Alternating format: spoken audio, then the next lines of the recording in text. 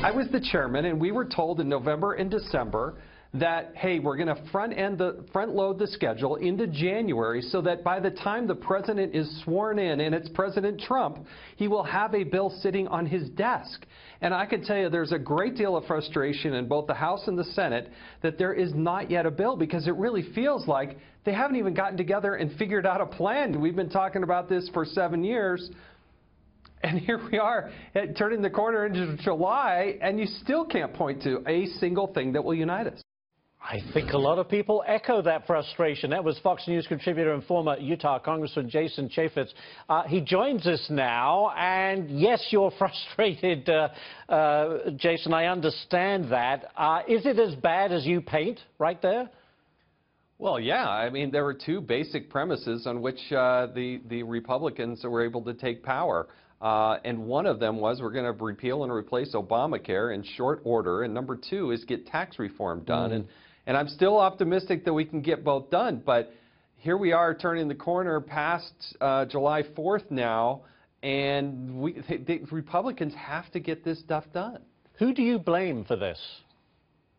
Well, look, it's hard to herd nearly 300 cats, right? You got 200 and roughly 40 in the House. You got 52 in the Senate. That's difficult. Everybody, you got nearly 300 cooks in the kitchen. But wasn't the preparation going into January that I thought was there? And I was a chairman, and I thought that those committees had these things ready to go right after we were sworn in January, but that was not the case. And now we hear from Mitch McConnell that perhaps there is a plan B out there, that forget the effort that's ongoing now with this Senate bill, and maybe we're going to, the Republicans are going to have to do some negotiating with Democrats and come up with a whole different bill.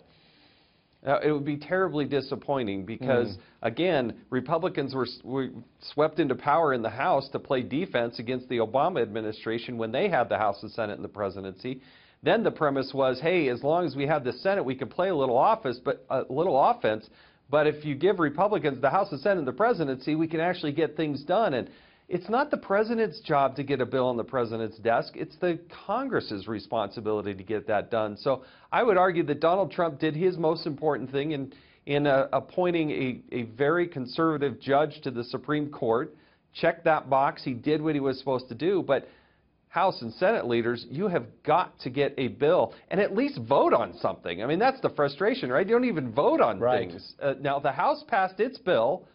But, boy, come on, the United States Senate, vote on it. And let's see who's actually going to do what they said they were going to do. And let's see who's going to chicken out and come up with an excuse. But it seems that we have this fissure, if you like, for want of a better word, where if you appease the conservatives, you're going to upset the moderates and vice versa. And because of that, you just can't find common ground.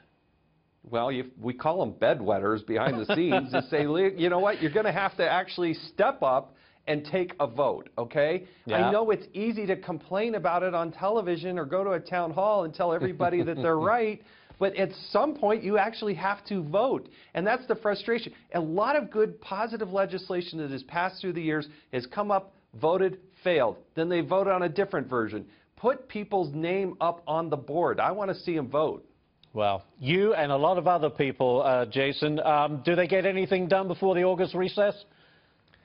I've always felt like the July 4th break where they said, oh, you have to get it done by then. Mitch McConnell had thrown that out there as a date that he wanted to. I thought I didn't think that was a real deadline. Very difficult, particularly for the Senate, to go and break at the end of July if they don't vote and they don't pass something out. That's 4 or 5 weeks at home with nothing on the board to point to. At least House Republicans can say, hey, look, we did our job. We're waiting for the Senate, which is the tradition in this country, waiting on the United States Senate. I can feel the frustration all the way from the Wasatch Front right here into New York City. Jason Chaffetz, thank you, and hopefully someone is listening in Washington, D.C. We appreciate it.